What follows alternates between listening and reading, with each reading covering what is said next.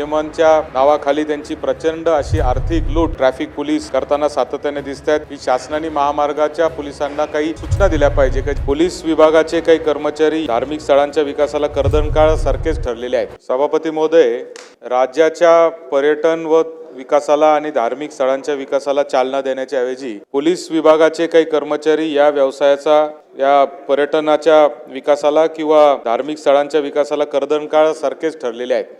परराज्यातून महाराष्ट्रात येणारे जे पर्यटक असतात किंवा भाविक असतात यांना महामार्गांवर अडवून नियमांच्या नावाखाली त्यांची प्रचंड अशी आर्थिक लूट हे ट्रॅफिक पोलीस करताना सातत्याने दिसत आहे। त्यामुळे या भागामध्ये येणारे जे पर्यटक आहे महाराष्ट्रामध्ये 12 राज्यातून किंवा जे शिर्डी सारखं पंढरपूर सारखे किंवा अन्य जे धार्मिक स्थळ आहेत अशा ठिकाणी देखील अत्यंत मोठ्या पद्धतीने भाविकांवर लूट करण्याचा प्रयत्न या पोलिसांच्या माध्यमातून महामार्ग पोलिसांच्या माध्यमातून केला जातो।